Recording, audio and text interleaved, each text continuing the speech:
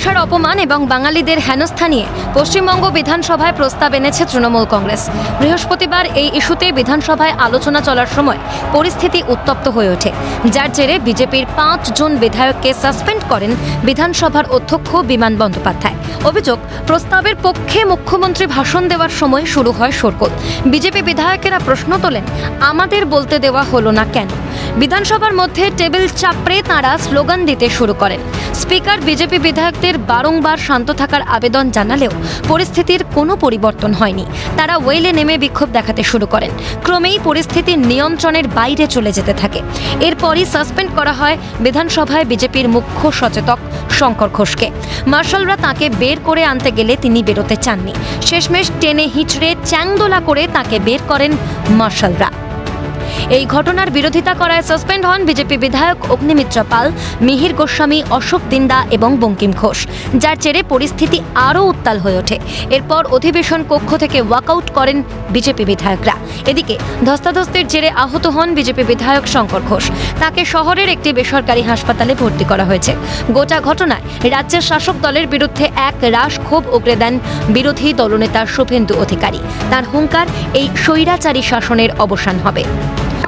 আমরা প্রথমত নিন্দা করি এবং মমতা ব্যানার্জির এই তানাশাহী স্বৈরাচারী তার রাজত্ব খতম হবে। আমরা এটা বিশ্বাস করি।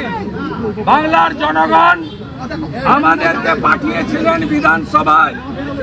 আমরা আজকে স্বৈরাচারীকে 2.5 ঘন্টা বুঝিয়ে দিয়েছি।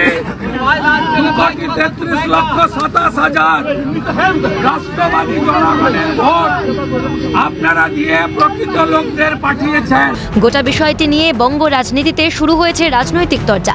তৃণমূল নেতা কুণাল ঘোষের দাবি, বিধানসভায় পরিকল্পিত নাটক করেছে বিজেপি। বিধানসভায় আজকে বিজেপি বিধায়করা যা করেছেন এটা পরিকল্পিত নাটক। কারণ বাংলার তারা বিরোধী, বাংলা ভাষা তারা অপমান করছেন, বাঙালিকে অপমান করছেন এবং বাংলায় যে নতুন করে ভাষা আন্দোলন হয়েছে তারা তার বিরোধী।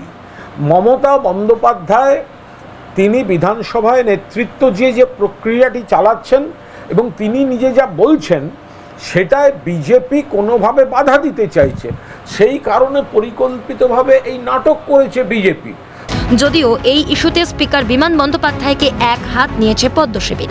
বিজেপির রাজ্য সভাপতি শ্রমিক ভট্টাচার্যের পাল্টা দাবি, যারাই প্রতিবাদ করেছে তাদের বেছে বেছে সাসপেন্ড করা হয়েছে। আজকে যেভাবে আমাদের চিফ হুইপ শঙ্কর ঘোষের উপরে আক্রমণ করা হয়েছে, শরীরে 3 জায়গায় তাকে আঘাত লেগেছে, যারা প্রতিবাদ করছেন বেছে বেছে তাদের সাসপেন্ড করে দেওয়া হচ্ছে। তাহলে বিধানসভার অধিবেশন ডাকার দরকার কি? স্পিকার প্রথম দিনই সকলকে সাসপেন্ড করে দিন, স্পিকার একটা রুলিং দিয়ে দিন। এই ইস্যুতে বিজেপি ও তৃণমূলকে একযোগে বিঁধেছে বামেরা। সিপিএম নেতা সুজন চক্রবর্তীর কটাক্ষ, দিল্লির সংসদের মিনি পশ্চিমবঙ্গের বিধানসভা। পার্লামেন্টে বিজেপি যেমন বিরোধী শূন্যতা চায়, আলাপ আলোচনা হবে না, বিরোধীরা কেউ কিছু বলতে পারবে না এবং তারপর সাসপেন্ড 143 জন রেকর্ড। পশ্চিমবাংলায় তৃণমূলও একই রকম ভাবে সাসপেনশনের পর সাসপেনশন, বিরোধী শূন্য চায়। দিল্লির সংসদের মিনি পশ্চিমবাংলা বিধানসভা।